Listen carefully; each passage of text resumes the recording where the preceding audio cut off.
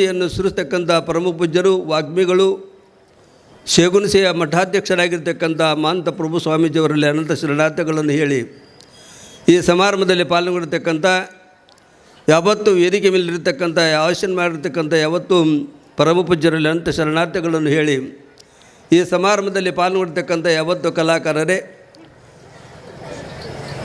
ಈ ಸಮಾರಂಭದಲ್ಲಿ ಕೂಡಿರ್ತಕ್ಕಂಥ ಭಕ್ತಿವಂತರಾದ ಯಾವತ್ತು ಮಹಾಜನಗಳೇ, ತಾಯಿಂದರೆ ನಿಮ್ಮೆಲ್ಲರಿಗೆ ಶರಣಾರ್ಥಿಗಳು. ಬಹಳ ಇವತ್ತು ಒಳ್ಳೆಯ ಸಮಾರಂಭ.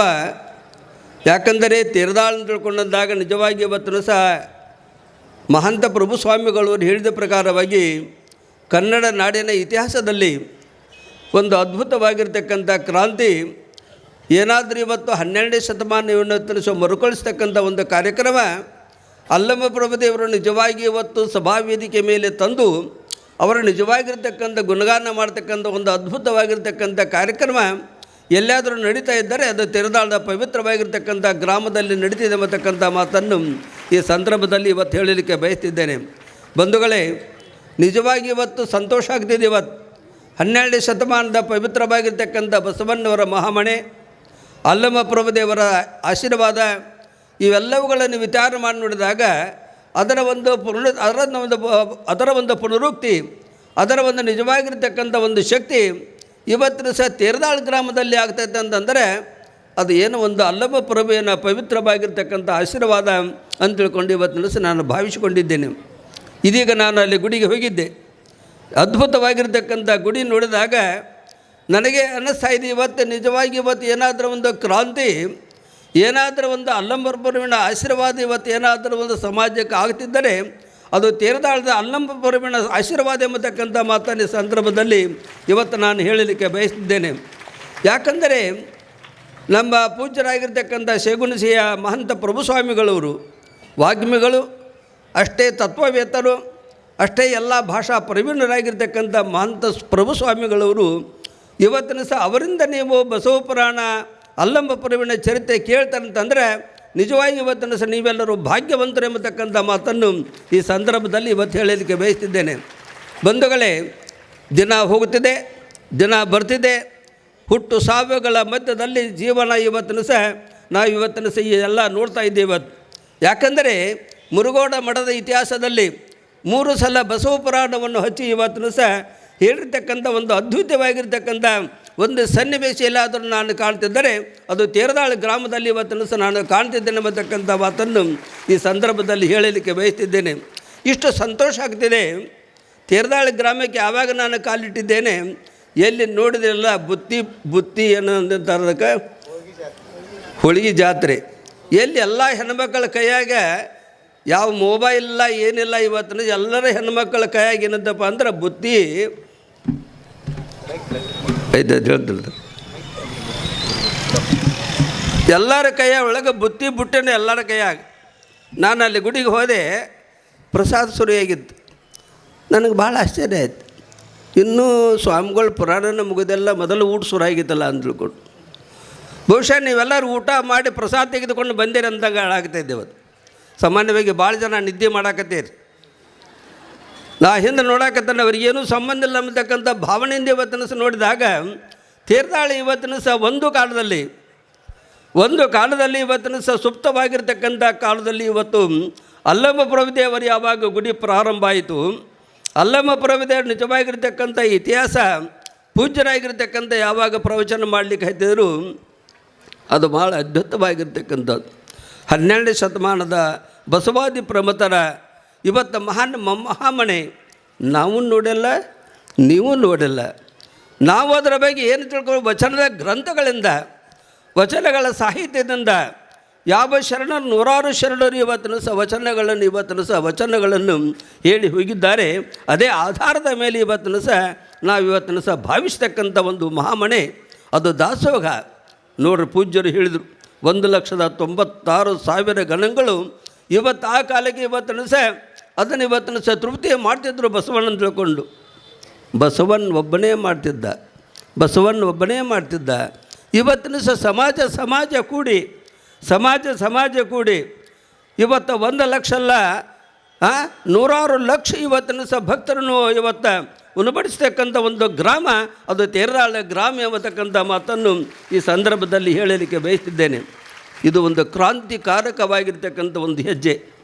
ಯಾಕಂದರೆ ಇವತ್ತು ಪ್ರಭುಜಿಯವರು, ನಮ್ಮ ಮಹಂತ ಪ್ರಭುಜಿಯವರು ಹೇಳ್ತಕ್ಕಂಥ ಮಾತು ಇವತ್ತು ಸಾಮಾನ್ಯವಾಗಿ ಕರ್ನಾಟಕದ ಪವಿತ್ರವಾಗಿರ್ತಕ್ಕಂಥ ಭೂಮಿಯಲ್ಲಿ ಇದು ಒಂದು ಭಾಳ ದೊಡ್ಡ ಮಾರ್ಗ ಆಯಿತು ಅಂತ ತಿಳ್ಕೊಂಡು ಇವತ್ತನ್ನು ಸಹ ನಾನು ಆವಿಷ್ಕೊಂಡಿದ್ದೇನೆ. ಯಾಕಂದರೆ ಅದರ ಬಗ್ಗೆ ನನಗೆ ಭಾಳ ಅನುಭವ ಇದೆ. ಯಾಕಂದರೆ 50 ವರ್ಷಗಳಲ್ಲಿ 3 ಸಲ ಬಸವಪುರಾಣ ಮಾಡತಕ್ಕಂಥ ಮುರುಗೋಡದ ಮಠದ ಇವತ್ತಿನ ಸಾಧನ ನಾನು ಪ್ರತ್ಯಕ್ಷವಾಗಿ ಇವತ್ತು ನಿಮ್ಮನ್ನು ನೋಡಿದಾಗ ಎಷ್ಟು ಸಂತೋಷ ಆಗಬಾರ್ದು. ಆ ಸಂತೋಷದ ಇದಕ್ಕೆ ಮೇರಿ ಇಲ್ಲ ಅಂತೇಳು. ಅದಕ್ಕೆ ಯಾವುದೂ ಇವತ್ತಿನ ಸಹ ಅದಕ್ಕೆ ಹೆಜ್ಜೆ ಇಲ್ಲ. ಇವತ್ತು ಇಂಥ ಪವಿತ್ರವಾಗಿರ್ತಕ್ಕಂಥ ಸನ್ನಿವೇಶದಲ್ಲಿ ಇವತ್ತು ನೀವೆಲ್ಲ ಕುಡೀರಿಲ್ಲ. ನಾನು ಬರ್ತಾಯಿದ್ದೆ, ಗಾಡಿಯಿಂದ ಬರ್ತಾಯಿದ್ದೀನಿ. ಯಾರಂದು ಯಾವ ಊರವರು? ಪಾಲಬಾಯಿ ಊರವರು. ಇವತ್ತು ಅದು ಪ್ರಸಾದ ಸೇವೆಯನ್ನು ಇವತ್ತನ್ನು ಮಾಡಿದ್ದೀರಿ. ಇದು ಏನೋ ಒಂದು ಈ ಊರ ಸುತ್ತಮುತ್ತಲಿನ ಗ್ರಾಮಗಳಿಂದ ಪೂಜ್ಯರು ಹೇಳಿದರು 4 ಲಕ್ಷದ ಮೇಲೆ ಹೋಳಿಗೆ ಅಂತ. 4 ಲಕ್ಷ ಅದರ ಮೇಲೆ ಬಹುಶಃ ಭಾಳ ಇರಬೇಕು ಹೋಳಿಗೆ. ಎಲ್ಲ ಮಠಗಳಿಗೆ ಕಳಿಸಿಕೊಟ್ಟಾರ, ನಮ್ಮ ಮಠಕ್ಕೂ ಕೊಟ್ಟು ಕಳಿಸ್ಯಾರ. ನಮ್ಮ ಭಕ್ತರು, ನಮ್ಮ ಅಕ್ಕನ ಬಳಗದವ್ರು ಎಲ್ಲರೂ ಆಚಾರ್ಯ ಹೋಳಿಗೆ ಎಲ್ಲಿ ಒಂದು ತಿಳ್ಕೊಂಡು ಅವೆಲ್ಲ ತೀರ್ದಾಳ ಪ್ರಭುಸ್ವಾಮಿಗಳು ಕಳಿಸ್ಕೊಟ್ಟಾರಂತ ಹೇಳಿದೆ ನಾನು. ಅವರಂದ್ರೆ ಯಾರದನ್ನು ಮಾಡಿ ಬಂದಿದ್ರಲ್ಲ ಮಠಕ್ಕೆ. ಆದರೆ ಅದೊಂದು ಭಾಳ ಚಂದ ಹೇಳ್ತಾರೆ. ಅದೊಂದು ಮಾತು ಹೇಳಿ ನಿಮ್ಗೆ ಗುರುತಿರಬೇಕು. ಏನಾದರೂ ಮಾತಾಡಿದ ಕೂಡಲೇ ಆದರೆ ಮುಂದೆ ಅದಕ್ಕೇನು ಉತ್ತರಿಲ್ಲ. ಆದರೆ ಇವತ್ತು ವಿಚಾರ ಮಾಡಿ ನೋಡಿದಾಗ 2 ಮಾತನ್ನು ನಿಮಗೆ ಹೇಳ್ತೇನೆ. ಭಾಳ ಮಾತಾಡೋದಿಲ್ಲ, ಟೈಮ್ ಆಗಿದೆ. ಯಾಕಂತ ತಿಳ್ಕೊಂಡು ಕೇಳಿದಾಗ ಸುಭಾಷಿತಕಾರ ಒಂದು ಮಾತನ್ನು ಹೇಳ್ತಾನೆ. ಪೃಥಿವ್ಯಾಂ 3 ರತ್ನಾಣಿ ಜಲಂ ಅನ್ನಂ ಸುಭಾಷಿತಂ. ಜಗತ್ತಿನೊಳಗೆ 3 ರತ್ನಗಳದಾವಂತ. ಪೃಥಿವ್ಯಾಂ 3 ರತ್ನಾಣಿ ಜಲಂ ಅನ್ನಂ ಸುಭಾಷಿತಂ ತಿಳ್ಕೊಂಡು. ಜಲಂ ಅನ್ನಂ ಸುಭಾಷಿತಂ. ಪೂಜ್ಯರು ಹೇಳಿದರು, ನೀರಿನ ಬಗ್ಗೆ ಹೇಳಿದರು. ಅದೇ ಜಲ, ಅದೇ ಮಾತನ್ನು ನಿಮಗೆ ಹೇಳ್ತಿದ್ದೇನೆ. ಜಲಂ ಅನ್ನಂ ಸುಭಾಷಿತಂ. ಜಲಕ್ಕೆ ಸಂಸ್ಕಾರ ಕೊಟ್ಟರೆ ಏನಾಗ್ತದೆ? ಯಾರು ಹೇಳ್ತಾರೆ? ಜಲಕ್ಕೆ ಸಂಸ್ಕಾರ, ನೀರಿಗೆ ಸಂಸ್ಕಾರ ಕೊಟ್ಟರೆ ಏನಾಗ್ತದೆ? ಹೆಣ್ಮಕ್ಳು ಯಾರು ಗುರುತಿಲ್ಲ ನಿಮಗೆ? ಇಲ್ಲಿ ತನಕ ಏನು ಹೇಳ ಪುರಾಣದಾಗ? ನೀರಿಗೆ ಸಂಸ್ಕಾರ ಕೊಟ್ಟರೆ ಏನಾಗತಿ? ಪಾದೋದಕ ಆಗ್ತದೆ. ಅದಕ್ಕೆ ಅಂಥ ಪವಿತ್ರವಾಗಿರ್ತಕ್ಕಂಥ ಪಾದೋದಕ ಯಾರು ಮಾಡಿದ್ರಪ್ಪ ಅಂತಂದ್ರೆ ಬಸವಣ್ಣ ಗುರುವಿನಂದು, ಬಸವಣ್ಣನೇ ಗುರುವಿನದು. ಅದು ಈ ರೀತಿಯಾಗಿ ಒಂದು ಮಾತನ್ನು ಹೇಳ್ತಾರೆ. ಅದಕ್ಕೆ ಜಲ, ಅಂಥ ಪವಿತ್ರವಾಗಿರ್ತಕ್ಕಂಥ ಜಲ ಯಾರೋ ಮಣ್ಣು ಹೇಳಿದರು, ಮುಂದಿನ ದಿನಮಾನಗಳಲ್ಲಿ ಈ ನೀರನ್ನು ಕಾಣತಕ್ಕಂಥ ಅವಕಾಶ ಸಿಗುವುದಿಲ್ಲ ಮಾತನ್ನು ತಜ್ಞಾನ ಹೇಳ್ತಿದ್ದಾರೆ. ಅದಕ್ಕೆ ಜಲಂ ಅನ್ನಂ. ನೋಡ್ರಿ ಪ್ರಸಾದ್ ತೇರದಾಳದೊಳಗೆ 2 ದಿವಸ ಆತ್ರಿ ಪ್ರಭುಸ್ವಾಮೀಜಿಯವ್ರು 15 ದಿವಸ ಆತ್ರಿ ನಾವು ಮಾಡಾಕತ್ತೀವಿ. ಅಕ್ಟೋಬರ್ 14 25 ದಿವಸ ಸಾಮಾನ್ಯವಾಗಿ ನಿಮ್ಮ ಮನೆಯೊಳಗೆ ಯಾರೂ ಪ್ರಸಾದ ಮಾಡಿಯಲ್ಲಿ ಕಾಣ್ತೈತಿ. ಅಜ್ಜವ್ರು ಹೇಳಿದ್ರಲ್ಲ. ಅದಕ್ಕೆ ಹೇಳಲಿಕ್ಕೆ ಕಾರಣ ಏನಪ್ಪ ಅಂತಂದರೆ ಜಲಂ ಅನ್ನಂ ಪ್ರಸಾದ ಸುಭಾಷಿತಂ. ಸಂಜಿಕ ಸುಭಾಷಿತ. ಪೂಜ್ಯರಾಗಿರ್ತಕ್ಕಂಥವರಿಂದ 4 ಮಾತುಗಳು. ಅಲ್ಲಮ ಪ್ರಭುದೇವರ ಜೀವನ ಚರಿತ್ರೆ, ಬಸವಣ್ಣವರ ಜೀವನ ಚರಿತ್ರೆ ನಿಜವಾಗಿ ಇವತ್ತಿನ ಸಹ ಹೃದಯ ಸಂಗಮವಾಗಿರತಕ್ಕಂಥ ಇವತ್ತನೇ ಸಮಾರಂಭದಲ್ಲಿ ಇವತ್ತಿನ ವಿಚಾರ ಮಾಡಿದಾಗ ಈ 3 ಮಾತುಗಳು ಜಲಂ ಅನ್ನಂ ಸುಭಾಷಿತಂ, ಈ 3 ಮಾತುಗಳು ಎಲ್ಲಾದರೂ ಇವತ್ತು ಅದು ಕೇಂದ್ರೀಕೃತವಾಗಿದ್ದರೆ ಅದು ತೇರದಾಳದ ಗ್ರಾಮದಲ್ಲಿ ಇವತ್ತು ಸಹ ಆಗ್ತಿದೆ ಎಂಬತಕ್ಕಂಥ ಮಾತುಗಳನ್ನು ಈ ಸಂದರ್ಭದಲ್ಲಿ ಇವತ್ತು ಹೇಳಲಿಕ್ಕೆ ಬಯಸ್ತಿದ್ದೇನೆ. ಭಾಳ ಸಂತೋಷ ಆಯಿತು. ಇವತ್ತು ಲಕ್ಷಾಂತರ ಜನ ಇವತ್ತಿನ ಸಹ ಯಾವ 15-20 ದಿವಸಗಳಿಂದ ಇವತ್ತಿನ ಸಹ ನೀವು ಕೇಳ್ತಾರೆ ಅಂತಂದರೆ ಏನೋ ಒಂದು ಅದ್ಭುತವಾಗಿರ್ತಕ್ಕಂಥ ಕೊಡುಗೆ.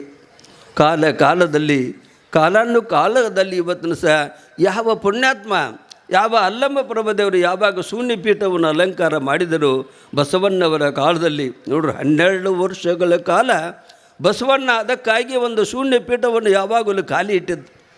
12 ವರ್ಷಗಳ ನಂತರ ಬಸವಣ್ಣ ಯಾವ ಅಲ್ಲಮ್ಮ ಪ್ರಭುದೇವರು ಕಲ್ಯಾಣ ಪಟ್ಟಣಕ್ಕೆ ಬಂದಾಗ ಕಲ್ಯಾಣ ಪಟ್ಟಣ ಪೂರ್ತಿಯಾಯಿತು.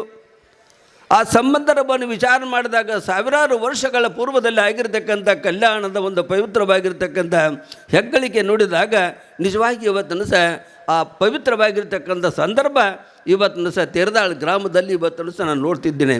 ಯಾಕಂತ ತಿಳ್ಕೊಂಡು ಕೇಳಿದಾಗ ಬಸವಣ್ಣವರ ಸಮಕಾಲೀನದಲ್ಲಿ ಬಸವಣ್ಣವರ ಸ್ವಲ್ಪ ಟೈಮದಲ್ಲಿ ಆಗಿ ಹೋಗಿರ್ತಕ್ಕಂಥ ಸಾಮಾನ್ಯವಾಗಿ 1220 ಈ ಇಸ್ವಿ ಒಳಗೆ ಹರಿಹರ ಒಂದು ಮಾತನ್ನು ಹೇಳ್ತಾನೆ, ತನ್ನ ರಗಳಲ್ಲಿ ಒಂದು ಮಾತನ್ನು ಹೇಳ್ತಾನೆ. ಏನಾದರಾಗಬಹುದು ಬಸವಣ್ಣನಾಗಲಿಕ್ಕೆ ಬಾರದೆಂಬತಕ್ಕಂಥ ಮಾತನ್ನು ಹೇಳ್ತಾನೆ. ಏನಾದರಾಗಬಹುದು ಬಸವಣ್ಣನಾಗಲಿಕ್ಕೆ ಬಾರದು. ಸಾಮಾನ್ಯವಾಗಿ ಈ ಬಸವಪುರನಾಗಲಿ ಅಥವಾ ಯಾವ ಶರಣರ ಸಿದ್ಧಾಂತಗಳನ್ನಾಗಲಿ ಇವತ್ತು ನಾವು 1 ತಿಂಗಳಾಗಲಿ 2 ತಿಂಗಳಾಗಲಿ ನಾವೆಷ್ಟೇ 3 ಸಲ ಬಸವ ಪುರಾಣ ಹೇಳಿದರೂ ಕೂಡ 60 ದಿವಸನೇ ಮಾಡಿದ್ದೇವೆ. ಮೊನ್ನೆ 45 ದಿವಸ ಮಾಡಿದ್ದೇವೆ. ಈ ರೀತಿಯಾಗಿ ನೋಡಿದಾಗ ಇವತ್ತು ಬಸವಣ್ಣವರ ತತ್ವಗಳು ಹಾಸೋಹಕ್ಕಾಗಿ ಇವತ್ತು ಸಮಾಜದ ಕನ್ನಡ ನಾಡಿನ ಪವಿತ್ರವಾಗಿರತಕ್ಕಂಥ ಭೂಮಿಯಲ್ಲಿ ಇವತ್ತು ಅದು ಹೊಸದಾಗಿ ಇವತ್ತನ್ನು ಸಹ ನಡೆಸಿಕೊಂಡು ಬರಬೇಕೆಂಬತಕ್ಕಂಥ ದೃಷ್ಟಿಯಿಂದ ಇವತ್ತನ್ನು ಸಹ ಈ ಕಾರ್ಯಕ್ರಮ ಮಾಡಿದ್ದೀರಿ. ಅದಕ್ಕೆ ನನಗೆ ಭಾಳ ಸಂತೋಷ. ಇದಕ್ಕೆ ಪೂಜ್ಯರಾಗಿರ್ತಕ್ಕಂಥ ನಮ್ಮ ಶಿವಗುಣಿಶೇವ ಪೂಜ್ಯರು ಇವರ ಗುರುಗಳು, ಅವರು ನಾವು ಕೂಡ ಶಿವಯೋಗ ಮಂದಿರದಲ್ಲಿದ್ದವರು. ನನಗೆ ಒಂದು ಭಾಳ ಸಂತೋಷ ಆಗ್ತಿದೆ. ಇವತ್ತು ಮಹಂತ ಪ್ರಭು ಸ್ವಾಮೀಜಿಯವರು ಇವತ್ತು ಈ ಮಾತನ್ನು ನೋಡಿದಾಗ ಅವ್ರು ಹೆಂಗೆ ಕಾಣ್ತಾರೆ ನಿಮಗೆ ಯಾರು ಹೇಳ್ತಾರೇನ್ರಿ? ಮಹಂತ ಪ್ರಭು ಸ್ವಾಮಿಗಳು ಹೆಂಗೆ ಕಾಣ್ತಾರೆ? ನನಗೆ ಕಂಡಂಗೆ ಹೇಳ್ತೇನೆ ನಾನು. ವಿವೇಕಾನಂದನ ಯಾರೂ ನೋಡಲ್ಲ. ವಿವೇಕಾನಂದ ಯಾರಾದ್ರೆ ನಮ್ಮ ಮಹಂತ ಪ್ರಭು ಸ್ವಾಮಿಗಳವರು. ಆದರೆ ನಮ್ಮ ಇಚ್ಛೆ ಏನಿತ್ತಂದ್ರೆ ವಿವೇಕಾನಂದ ಚಿಕಾಗೋ ಪಟ್ಟಣದಲ್ಲಿ ಹೋಗಿ ಭಾಷಣ ಮಾಡಿದ, ಇವರು ಅಲ್ಲಿ ಹೋಗಿ ಬಂದು ಭಾಷಣ ಮಾಡಿದ್ರೆ ಭಾಳ ಸಂತೋಷ ಆಕೈತೆ ಅಂತ ನನ್ನ ಇಚ್ಛೆ ಇದೆ ಇವತ್ತು.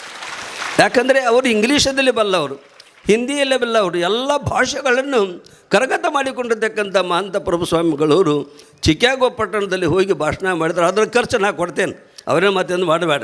ಯಾಕಂದರೆ ಹೇಳಲಿಕ್ಕೆ ಕಾರಣ ಏನಪ್ಪ ಅಂತಂದರೆ ಪ್ರಭುತ್ವ ಏನಂದರೆ ಭಾಷಾ ಪ್ರಭುತ್ವ ಅದು ಎಲ್ಲರಿಗೂ ಬರುವುದಿಲ್ಲ. ಆ ಪ್ರಭುತ್ವ ಅವರಲ್ಲಿದೆ. ಬೈಲೊಂಗಲಿಗೆ ಬರ್ತಾರೆ. ನಮ್ಮ ಹಾನಗಲ್ ಕುಮಾರ ಮಹಾಸ್ವಾಮೀಜಿಯವರ ಜಯಂತಿ ಕಾಲದಲ್ಲಿ ಬಂದು 8 ದಿವಸ 3 ದಿವಸ ಪ್ರವಚನ ಮಾಡ್ತಿದ್ದಾರೆ. ಅವರಲ್ಲಿ ಶಕ್ತಿ ಇದೆ ಇವತ್ತು. ಯಾಕಂದರೆ ಅದನ್ನೇ ಹಾನಗಲ್ ಕುಮಾರ ಮಹಾಸ್ವಾಮಿಗಳವರು ಅದನ್ನೇ ಇಚ್ಛೆ ಮಾಡ್ತಿದ್ದರು. ಒಬ್ಬ ವ್ಯಕ್ತಿ ಶಿವಯೋಗ ಮಂದಿರದಲ್ಲಿ ಆಗತಕ್ಕಂಥ ಒಬ್ಬ ಸಾಧಕ, ಒಬ್ಬ ಸ್ವಾಮಿ, ಅದಕ್ಕೆ ಬಸವಣ್ಣ ಹಾನಗಲ್ ಕುಮಾರಸ್ವಾಮಿ ಹೇಳಿರ್ತಕ್ಕಂಥ ಮಾತು, ಘಟದಿಂದ ಮಠ ಬೆಳಿಬೇಕು, ಮಠದಿಂದ ಘಟ ಬೆಳಿಬಾರ್ದು ಹೇಳಿರ್ತಕ್ಕಂಥ ಹಾನಗಲ್ ಕುಮಾರಸ್ವಾಮಿಗಳವರ ಇತಿಹಾಸ ನೋಡಿದಾಗ ಮಹಂತ ಪ್ರಭು ಸ್ವಾಮಿಗಳು ಅದಕ್ಕೆ ಯೋಗ್ಯರಿದ್ದಾರೆ. ಯಾಕಂತ ತಿಳ್ಕೊಂಡು ಕೇಳಿದಾಗ ಯಾವ ಹಾನಗಲ್ ಕುಮಾರ ಮಹಾಸ್ವಾಮಿಗಳವರ ಏನು ಉದ್ದೇಶ ಇತ್ತಲ್ಲ ಅವರ ಆತ್ಮಕ್ಕೆ ಇವತ್ತನ್ನು ಸಹ ನಾವು ಶಾಂತಿ ಕೊಡ್ತಿದ್ದೇವೆ. ಅದಕ್ಕಾಗಿ ಇವತ್ತು ಅಲ್ಲಮ ಪ್ರಭುದೇವರ ಚರಿತ್ರೆ ಕೊನೆಯ ಚರಿತ್ರೆಯಲ್ಲಿ ಬಂದಿದ್ದರು. ಯಾಕಂದರೆ ಬಸವಣ್ಣನನ್ನು ಕರೆಸಿ ಇನ್ನು ಮುಂದೆ ಆಗತಕ್ಕಂಥ ಚರಿತ್ರೆಯನ್ನು ಇವತ್ತನ್ನು ಸಹ ಎಷ್ಟು ಹೃದಯ ಸಂಗಮವಾಗಿರತಕ್ಕಂಥ ರೀತಿಯಿಂದ ಇವತ್ತು ಅವರು ಪ್ರವಚನ ಮಾಡಿದರು. ಇವತ್ತು ಭಾಳ ಸಂತೋಷ ಆಯಿತು. ಇನ್ನೂ ಸಣ್ಣವರು, ಯಾಕಂದರೆ ಇನ್ನೂ ಕೆಲಕ ಇವತ್ತನ್ನು ಸಹ ಇನ್ನೂ ಬೆಳೀತಕ್ಕಂಥ ವಯಸ್ಸಿನಲ್ಲಿ ಇವತ್ತಿನ್ನೂ ಅದ್ಭುತ ಸಮಾಜಕ್ಕೆ ಇವತ್ತನ್ನು ಸಹ ಭಾಳ ದೊಡ್ಡ ಕೊಡುಗೆಯಾಗಿ ಇವತ್ತನ್ನು ಸಹ ಸಮಾಜದಲ್ಲಿ ಅವರು ಬೆಳೀಲಿ ಎಂಬತಕ್ಕಂಥ ಮಾತುಗಳನ್ನು ಈ ಸಂದರ್ಭದಲ್ಲಿ ಹಾರೈಸಿ, ಮತ್ತು ಅಜ್ಜವ್ರು ನಮ್ಮದೇನು ಹೇಳಬಾರ್ದು ಅಂತ ನೀವು ತಿಳ್ಕೊಂಡೇರಿ. ಯಾಕಂದರೆ ನಿಮ್ಮೆಲ್ಲ ಹೆಣ್ಮಕ್ಳು ನೋಡಿದಾಗ, ಎಲ್ಲ ನಮ್ಮ ಯಾವ ಹಿರಿಯರನ್ನು ನೋಡಿದಾಗ ಒಂದು ಮಾತನ್ನು ಯಾವಾಗಲೂ ನೆನಪಿಟ್ಟುಕೊಳ್ಳಬೇಕು. ನಮ್ಮ ಧರ್ಮದಲ್ಲಿ ವೀರಶೈವ ಲಿಂಗಾಯತ ಧರ್ಮದಲ್ಲಿ ಒಂದು ಅದ್ಭುತವಾಗಿರ್ತಕ್ಕಂಥ ಕ್ರಾಂತಿ ಆಗಬೇಕಾಗಿದೆ. ಯಾಕಂತ ತಿಳ್ಕೊಂಡು ಕೇಳಿದಾಗ ಯಾವ ದೃಷ್ಟಿಯಿಂದ ಬಸವಣ್ಣ, ಯಾವ ದೃಷ್ಟಿಯಿಂದ ಅಲ್ಲಮ ಪ್ರಭುದೇವರು, ಯಾವ ದೃಷ್ಟಿಯಿಂದ ಶರಣರು ತ್ಯಾಗ ಮಾಡಿ ಹೋಗಿರತಕ್ಕಂಥ ಜೀವನದ ಇತಿಹಾಸದ ಜ್ವಲಂತ ಇತಿಹಾಸದಲ್ಲಿ ನಾವಿವತ್ತು ಮರೀಲಿಕ್ಕೆ ಎದ್ದಿದ್ದೇವೆ ಬಂಧುಗಳೇ. ಇಂಥ ಸಂದರ್ಭದಲ್ಲಿ ಎಷ್ಟೇ ನೆನಪಾಗ್ತದೆ.